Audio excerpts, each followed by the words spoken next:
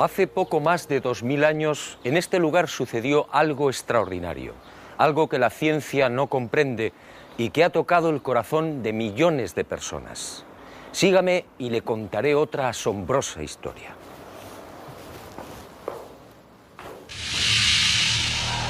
Todo empezó con el ajusticiamiento de un hombre. Fue brutalmente torturado. Fue azotado. Cargó un pesado madero hasta el lugar de ejecución. Fue clavado por las muñecas y pies y murió en la cruz. Y fue sepultado.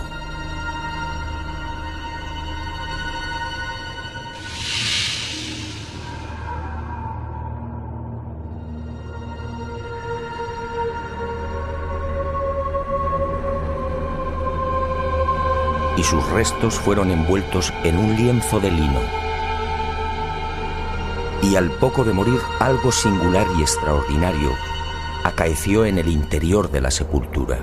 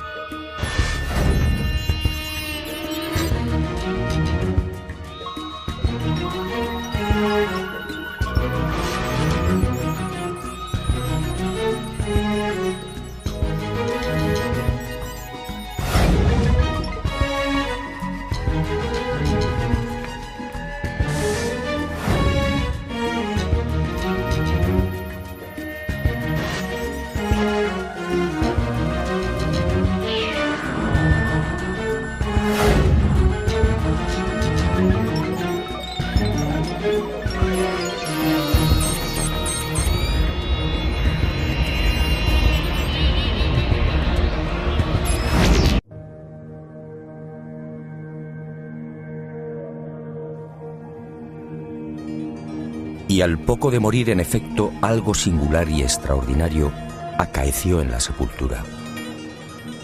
En aquel lienzo, nadie sabe cómo, quedó dibujada la imagen de un hombre muerto. Esa espectacular imagen recibe hoy el nombre de síndone o sábana santa. Sin duda, uno de los grandes misterios a los que se enfrenta la ciencia.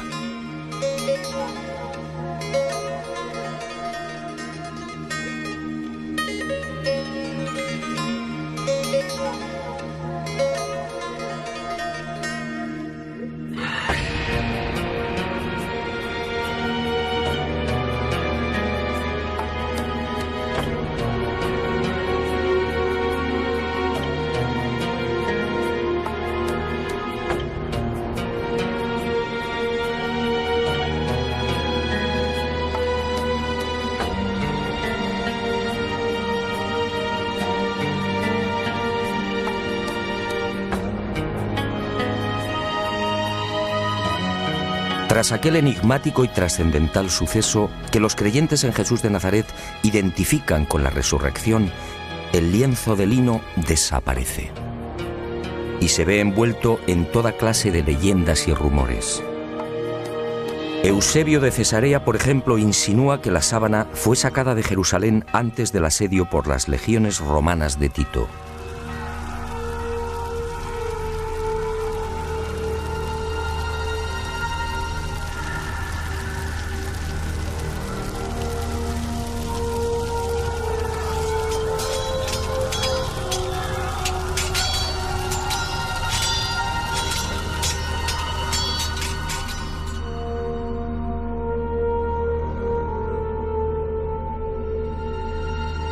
y los discípulos del Maestro pudieron ocultarla en la ciudad de Pela, al este del Jordán. Los evangelios apócrifos, en cambio, señalan otro destino y narran la historia de un rey sirio, Apgar, enfermo de lepra, que al saber de los prodigios de Jesús le ruega que lo cure. En una más que supuesta carta, Jesús responde anunciándole que una vez cumplida su misión enviará a Edesa, la actual ciudad turca de Urfa, a uno de sus discípulos para sanarle. Y la tradición asegura que Apgar, al envolverse en la sábana santa, quedó curado.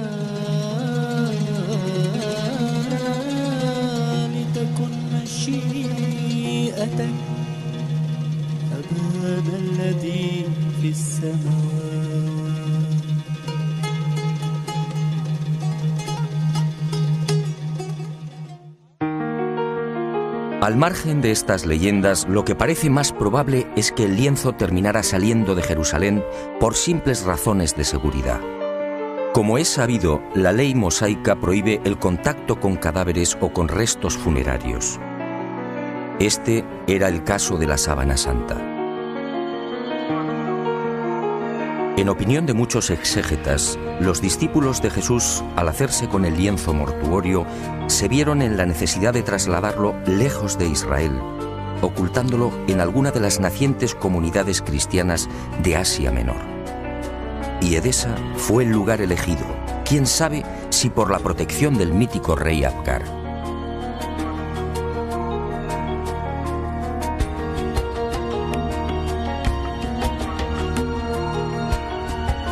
Esa misma leyenda asegura que uno de los hijos de Apgar V, al hacerse con el poder, retornó al paganismo, persiguiendo a los cristianos de Edesa.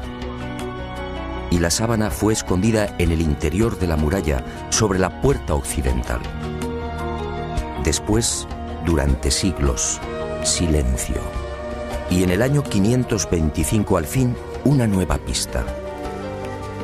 Cuentan las crónicas que en esa fecha Eulalio, obispo de Edesa, tuvo un sueño. Y en él una mujer le señaló el lugar donde se hallaba escondida la sábana. Al retirar los ladrillos de la muralla, el obispo en efecto encontró el lienzo. Desde entonces, la imagen del hombre muerto fue expuesta y venerada en Edesa. Y no se sabe exactamente por qué, pero solo fue mostrada la cabeza. Esta imagen recibiría el nombre de Mandilion, una imagen que inspiró sin duda a infinidad de artistas bizantinos y medievales.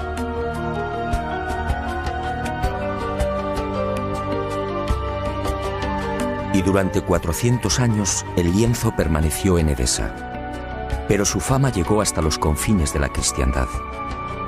Y en el año 944 el supersticioso emperador de Bizancio, Romano Lecapeno, tomó la decisión de apoderarse del Mandilion.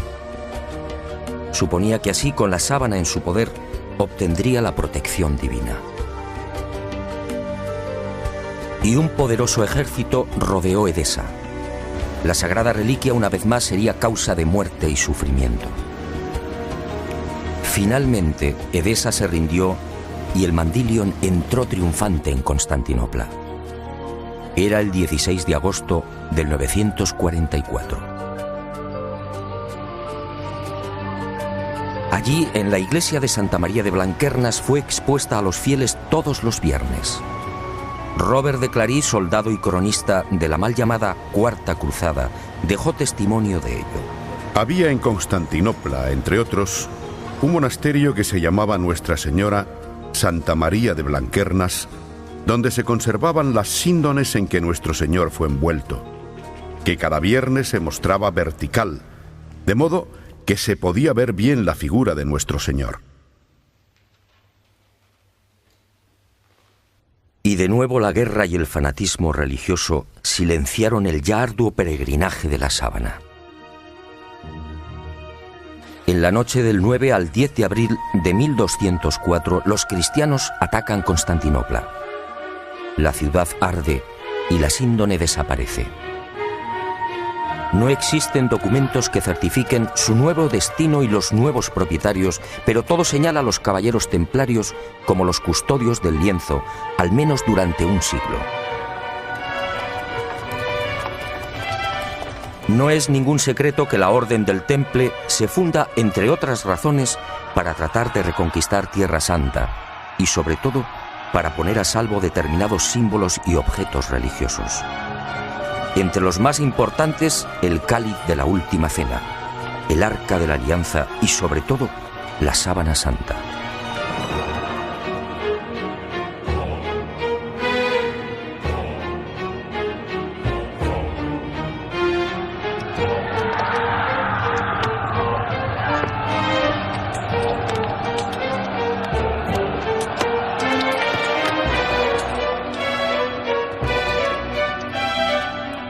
Los caballeros templarios disponían de una información privilegiada y a lo largo de la conquista de los santos lugares peinaron Jerusalén y los subterráneos de la Ciudad Santa.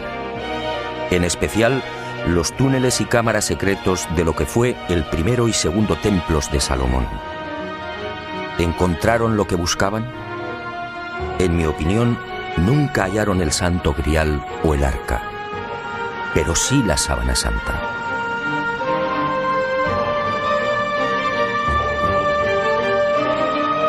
Se sabe que las múltiples reliquias reunidas por los templarios permanecen en la fortaleza de San Juan de Acre, en la costa norte del actual Israel, hasta 1291. Desde allí viajan a Chipre, Marsella, Besançon y París. ¿Pudo la Sábana Santa seguir ese itinerario? Es muy probable. Uno de los indicios que apunta a los templarios como los secretos propietarios de la síndone durante 145 años es la acusación por parte de la Santa Sede de venerar a un extraño rostro al que llamaban Baphomet, un rostro sospechosamente parecido al de la Sábana Santa. Esta, entre otras, sería la causa de la persecución y encarcelamiento de la poderosa orden templaria. En la noche del 6 de octubre de 1307, pocas horas antes de la caída de la cúpula templaria, un carro abandona la fortaleza del Temple en las afueras de París. El hombre que lo conduce se protege con una sábana. Los soldados de Felipe IV el Hermoso registran la carga de paja, pero no encuentran nada. Y la síndone que protege al conductor es puesta a buen recaudo. 7 años después, en 1314, Jacques de Molay, gran maestre de la orden templaria, y Godofredo de Charny, su lugarteniente y comendador de Normandía, son quemados vivos en una pequeña isla del Sena. La Sábana Santa sigue sin aparecer, pero sería por poco tiempo. En 1349, 42 años después de la caída del Temple, por orden del Papa Clemente V y del suceso del carro, otro Godofredo de Charny, señor de Lirey, saca a la luz el lienzo con la imagen del hombre muerto. Parece claro que ambos Godofredos de Charny eran parientes. ¿Pudo quedar la sábana en poder del segundo señor de Lirey? Es lógico, ya que la síndone se encuentra bajo su protección.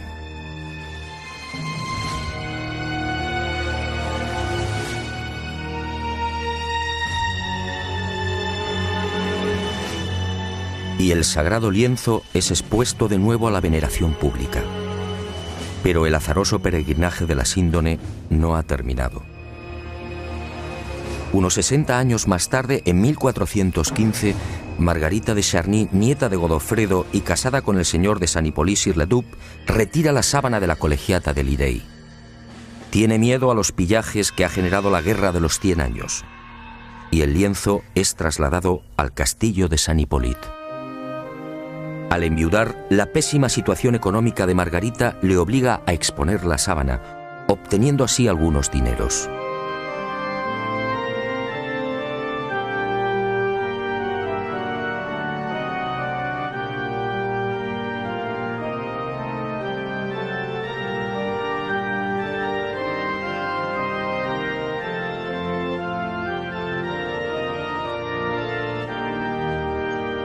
Las penurias económicas de Margarita de Charny se agudizan y finalmente se ve obligada a ceder el lienzo a la Casa de Saboya. El 22 de marzo de 1453 se firma en Ginebra el contrato de cesión. A partir de ese momento y hasta 1983, la síndone sería propiedad de los Saboya. El 18 de marzo de ese año, los herederos de Humberto II de Saboya, ex rey de Italia, entregarían la sábana santa al Vaticano. Y el lienzo, como si de una maldición se tratase, continuó peregrinando de castillo en castillo. Por fin, en 1502, reposaría temporalmente en Chambéry. Fue en esta capilla en la noche del 3 al 4 de diciembre de 1532 donde la sábana santa estuvo a punto de ser destruida. Se declara un pavoroso incendio provocado al parecer por los calvinistas y la urna de plata que contiene la reliquia, regalo de Margarita de Austria en 1509, es retirada en el último momento. El fuego alcanza a la urna y varias gotas de plata fundida queman y traspasan los 48 pliegues en que se hallaba doblado el lienzo. También el agua empleada para sofocar el incendio impregna parte de la sábana, formando rombos que se repiten simétricamente a lo largo de la imagen.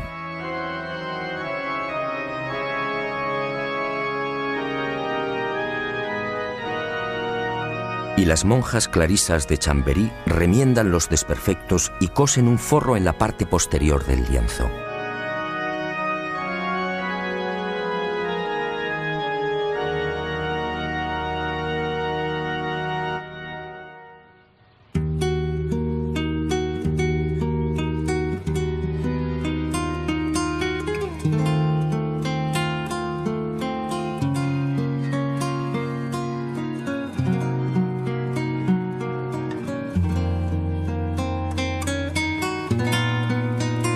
La sábana santa se salva milagrosamente y la imagen vuelve a ser expuesta, ahora mágicamente centrada entre las líneas paralelas que dejó el fuego.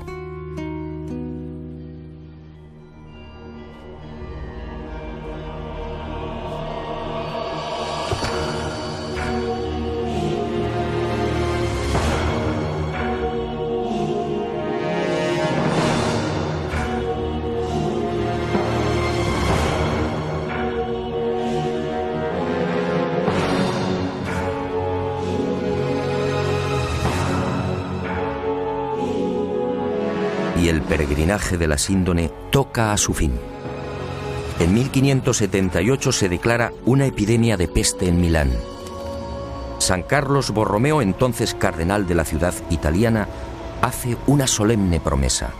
Si desaparece la peste, caminará hasta Chambéry arrodillándose ante la síndone.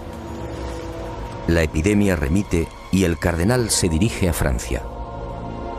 Pero la Casa de Saboya, propietaria de la reliquia, se apiada de Carlos Borromeo y para evitar que cruce los Alpes traslada la sábana santa a mitad de camino entre Milán y Chambéry. Y el 8 de octubre de ese histórico 1578, el lienzo ingresa en la Catedral de Turín. Un siglo después, en 1694, pasaría a la capilla diseñada por Guarini y allí ha permanecido hasta nuestros días.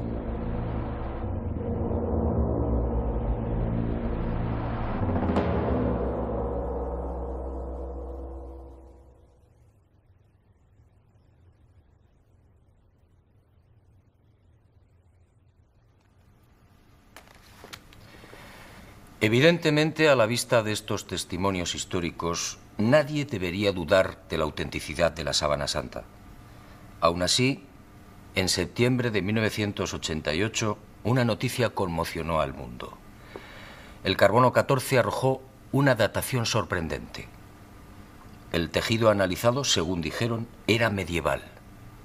Y los científicos situaron la época de su elaboración entre los años 1260 y 1390. Esto, de ser cierto, significa sencillamente que la imagen del hombre muerto es una falsificación. Y los medios de comunicación, con una lamentable falta de rigor, propagaron el suceso. De inmediato, otros científicos reaccionaron, poniendo en tela de juicio la bondad del carbono 14. Poco a poco salieron a la luz hasta 26 irregularidades en los procesos de datación efectuados por los 3 laboratorios. Y se habló incluso de complot. Pero la prensa ignoró esta segunda parte.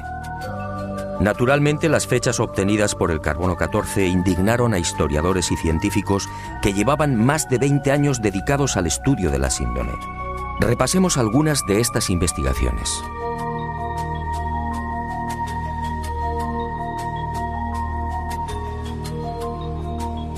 El fotógrafo turinés Secondo Pia recibe el encargo de la Casa de Saboya de tomar varias imágenes de la Sábana Santa.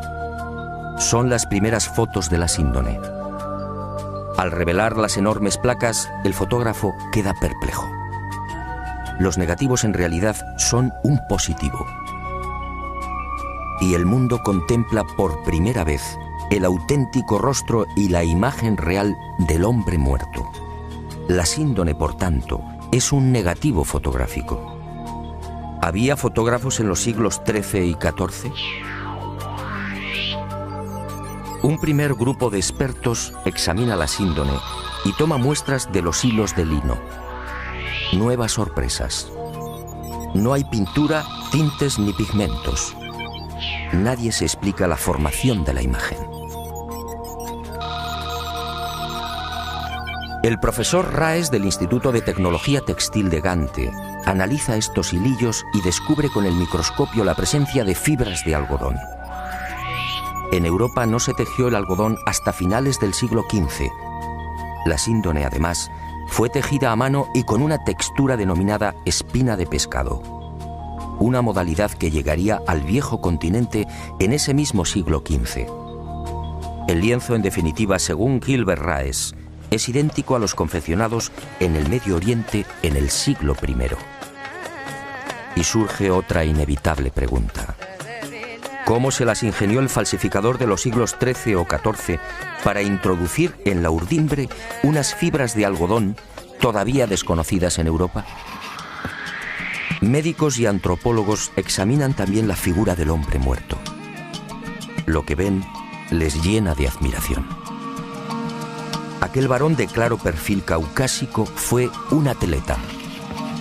Altura 1,81 metros. Perímetro de la caja torácica 99 centímetros. Longitud de las piernas 94 centímetros.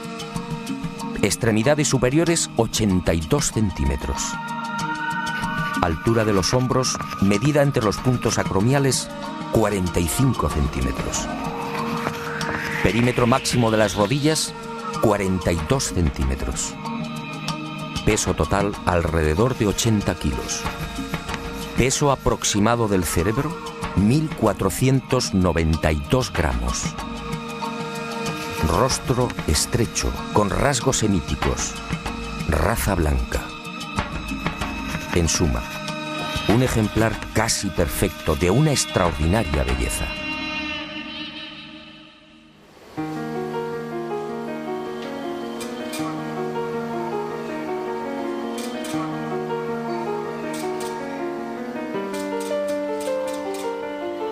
Los científicos tratan de imitar la imagen de la Sábana Santa y utilizan toda clase de procedimientos: pinturas, soluciones acuosas, calcos sobre cadáveres e impresión al fuego. Los resultados, como es fácil apreciar en estas copias, son decepcionantes.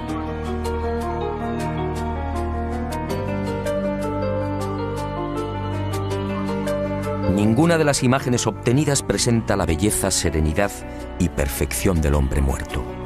La duda sigue en el aire. ¿Cómo se las ingenió el supuesto falsificador para plasmar una figura tan precisa y delicada? Pero sigamos. Las sorpresas de los científicos apenas habían comenzado. En la noche del 23 de noviembre de 1973, Max Frey, palinólogo y experto en criminalística, tiene acceso a la Sábana Santa.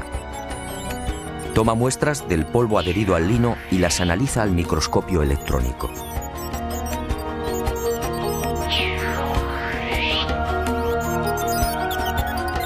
Entre los hilos del tejido fueron apareciendo ejemplares de polen de plantas típicamente palestinas. La asueda fue una de las primeras. Después llegaron otros pólenes de la flora halofita que creció en el Negev y en los estratos sedimentarios del lago de Genezaret hace 2000 años. Plantas hoy extinguidas cuyos pólenes fueron arrastrados por los vientos hasta la ciudad de Jerusalén. Y allí quedaron prisioneros entre los hilos de la síndone.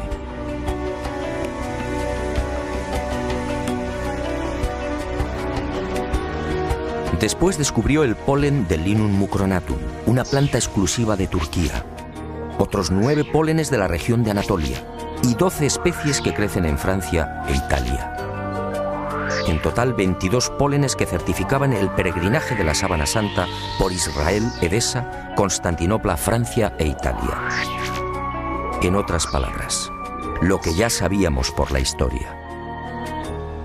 Y vuelvo a preguntarme, si la síndone hace 2000 años recibió el polen de plantas de Israel, ¿cómo se las arregló el falsificador de los siglos XIII o XIV para obtener un polen ya extinguido?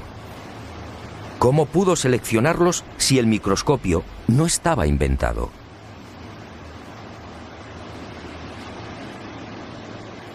Los descubrimientos de Max Frey, en efecto, hablan por sí mismos.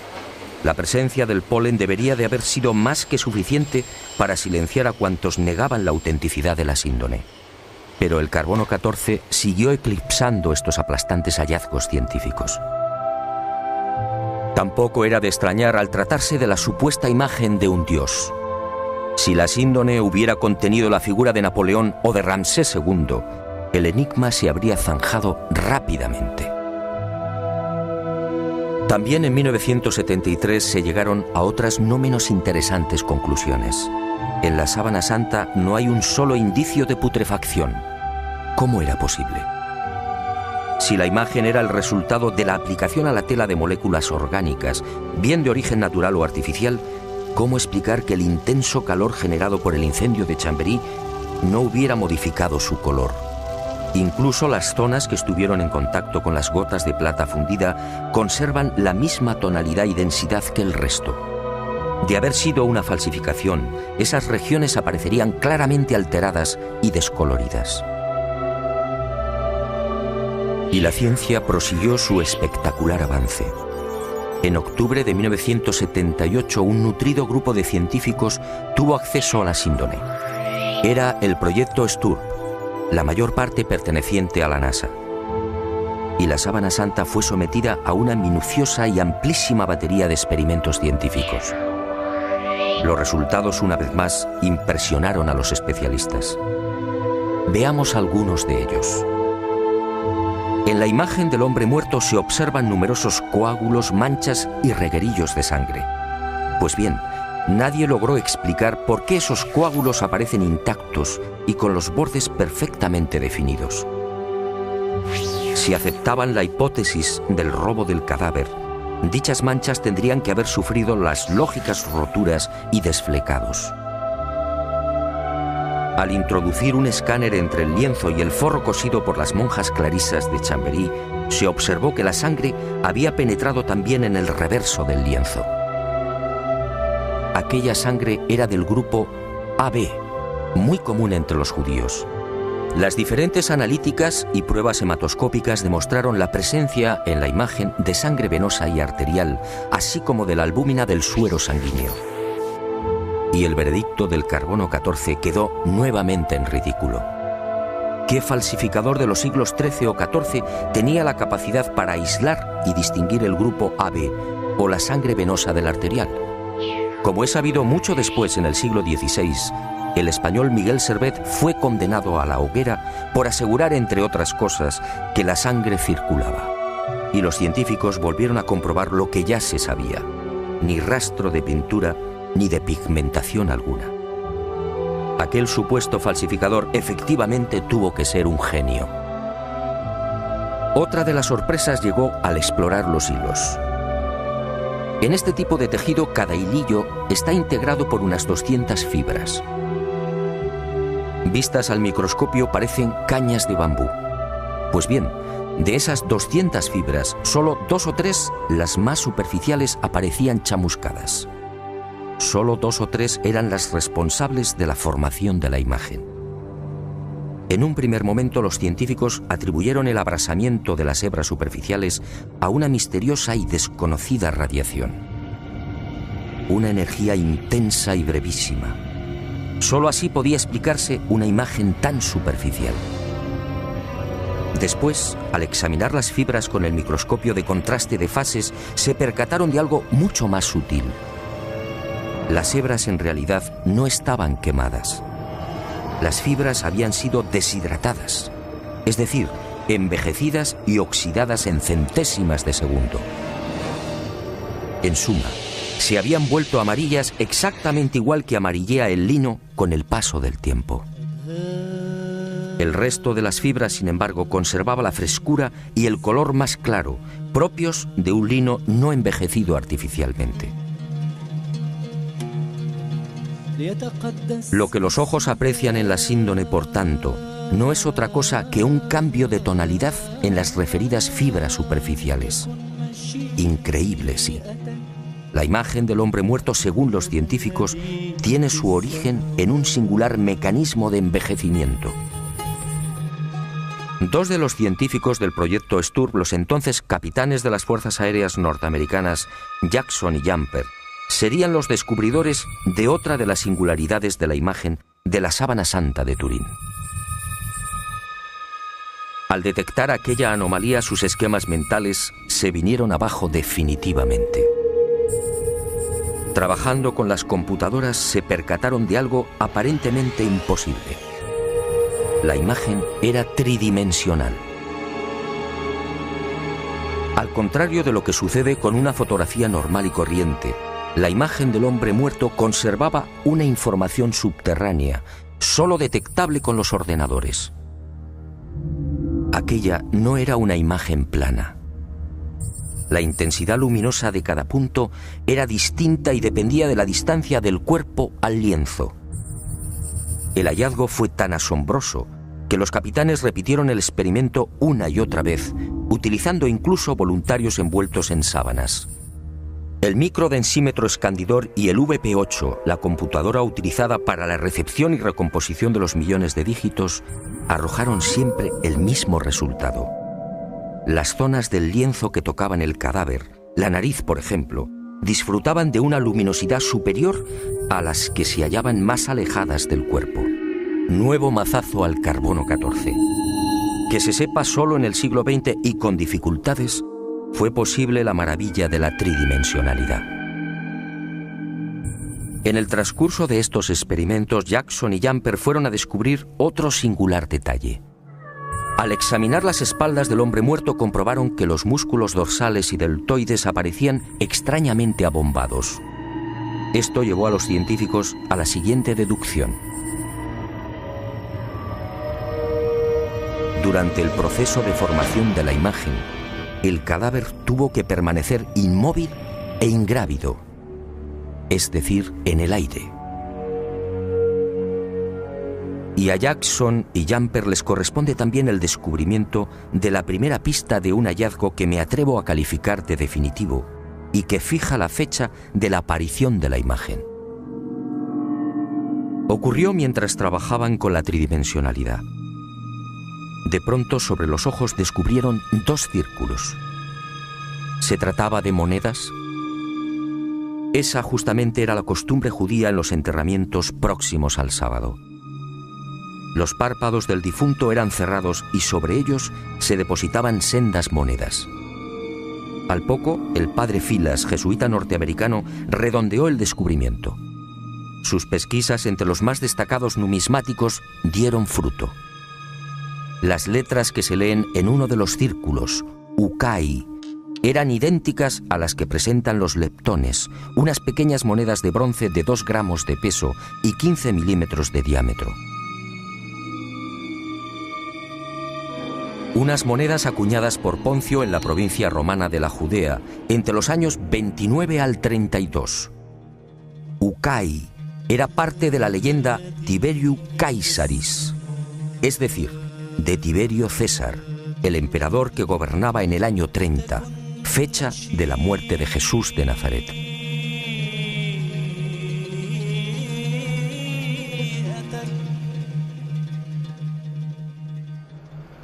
Como hemos visto, hay argumentos y pruebas científicas que demuestran sobradamente la autenticidad de la sábana santa. Alguien hace 2000 años, en aquel sepulcro, manipuló el tiempo e hizo desaparecer el cadáver. Una medida tan respetuosa como inteligente.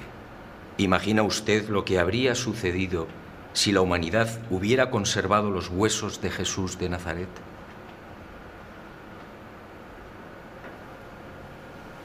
Y esa fuerza desconocida y poderosa que aceleró la descomposición del cadáver, envejeciendo la sábana, nos regaló también una fotografía única en la historia. Una imagen que recuerda el horror padecido por aquel hombre. Sígame y se lo mostraré. Ah, y una advertencia. Quizá lo que se dispone a ver y escuchar no sea de su agrado. Pero esa fue la verdad. También la medicina investigó la imagen del hombre muerto, y lo que halló causó pavor entre traumatólogos, internistas, forenses y anatomistas. Examinemos paso a paso aquella pasión y muerte.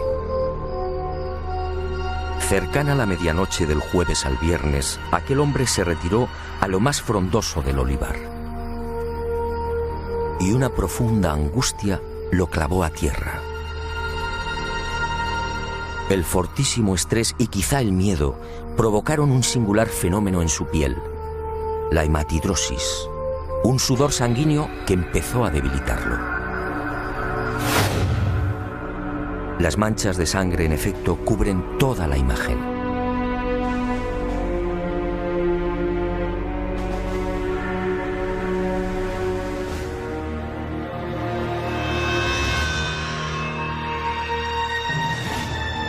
Y al estudiar el rostro, los médicos descubrieron otro detalle aterrador. Durante el interrogatorio en la casa de Anás, Jesús no recibió una bofetada como reza la tradición, sino un violento bastonazo propinado por uno de los esbirros del ex sumo sacerdote. El palo, de unos 5 centímetros de diámetro, hundió la nariz y provocó un gran hematoma en el pómulo derecho. Así quedó reflejado en la síndone.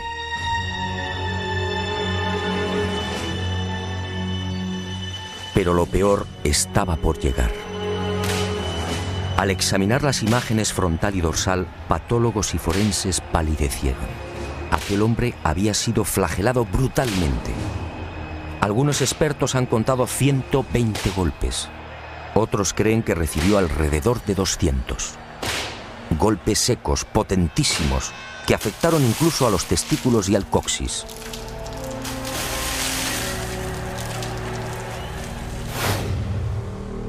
Golpes diabólicamente estudiados que no afectaron a la zona del corazón, evitando así la muerte prematura del reo. El mapa de los azotes no precisa de mayores comentarios. Los médicos no se explican cómo pudo sobrevivir. Coronación de espinas. La soldadesca romana de la fortaleza Antonia fabricó un casco con la Potherium spinosum, una zarza muy abundante en Palestina. Un matorral armado de púas rectas y en forma de pico de loro de hasta 6 centímetros de longitud. Y el yelmo fue encajado sin piedad en la cabeza del hombre, afectando a nuca, cuero cabelludo y frente.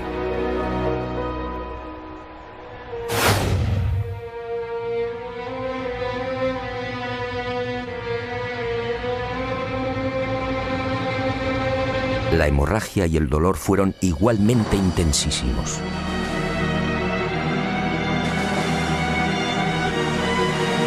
Minutos después, maltrecho, debilitado y febril, el reo se vería obligado a cargar sobre los hombros el madero transversal de la cruz, el patibulum, un tronco áspero y agresivo de unos 35 o 40 kilos de peso.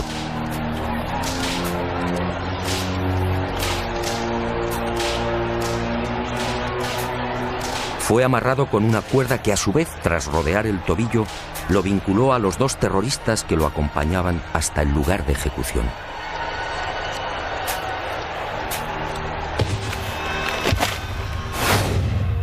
Y en esos 500 o 600 metros, la tortura de las caídas, los violentos impactos del rostro contra las piedras, las rodillas destrozadas, los dientes quebrados y los mechones de barba arrancados por los soldados al intentar levantarlo. La imagen de la Sábana Santa es fría y certera.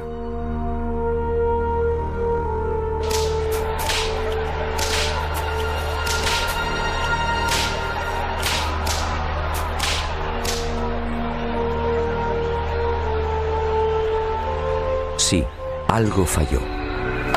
Según los médicos, el largo clavo de hierro de unos 20 o 25 centímetros utilizado para clavar una de las muñecas debió tropezar con un nudo y fue retirado y martilleado de nuevo.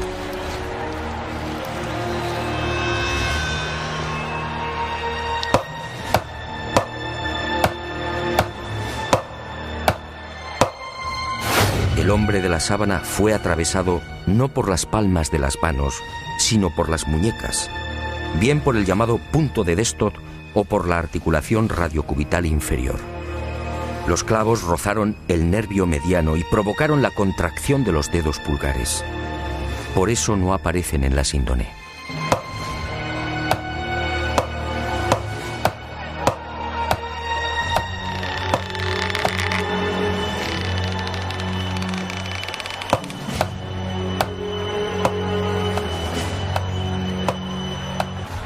Con el tercer clavo, según los médicos, no hubo problemas. Entró limpiamente cosiendo ambos pies al madero vertical. Y la pierna izquierda permaneció flexionada. Así aparece en la imagen de la síndone como consecuencia del rigor mortis.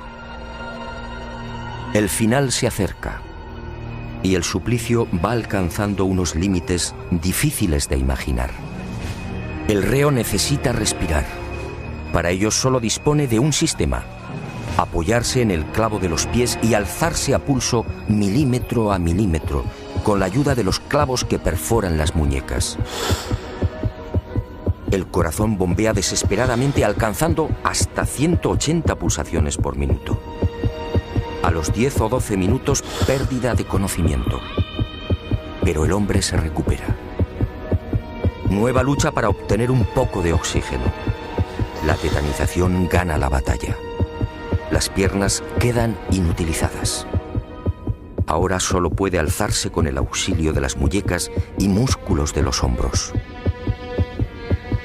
El cataclismo es generalizado. Finalmente el corazón se rompe. La agonía se ha prolongado durante hora y media. La medicina, perpleja, sigue muda.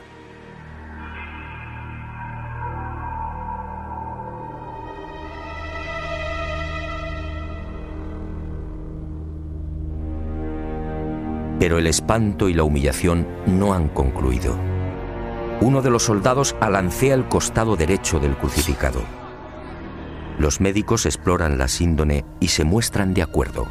Al recibir la lanzada, el hombre ya estaba muerto.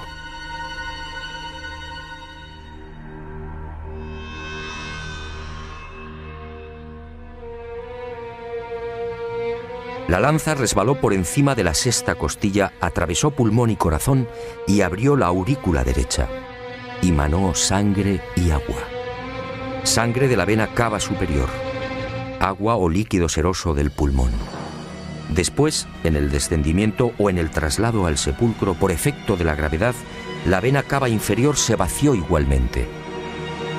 Y ese reguero aparece también en la cintura del hombre muerto.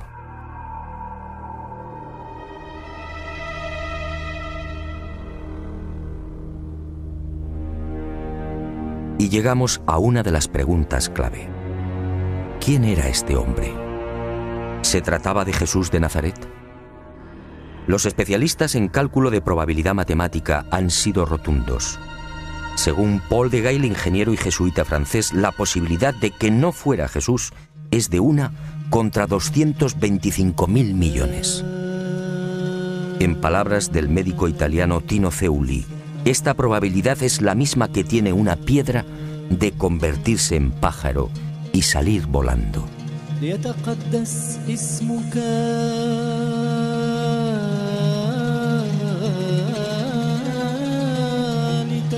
Efectivamente, esta imagen solo puede ser la del hombre que fue torturado y crucificado en Palestina hace 2000 años.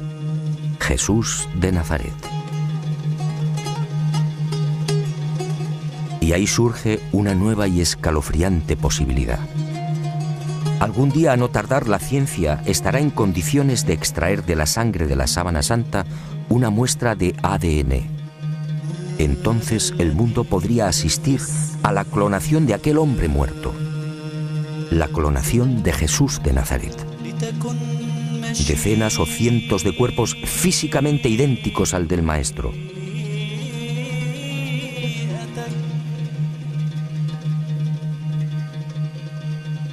Y desde algunos sectores de la Iglesia se han alzado voces de advertencia. Atención, mañana el mundo podría comerciar con el cuerpo del Galileo. ¿Será esa la razón por la que algunos tratan de destruir la sábana santa o de reducirla a una falsificación de la Edad Media?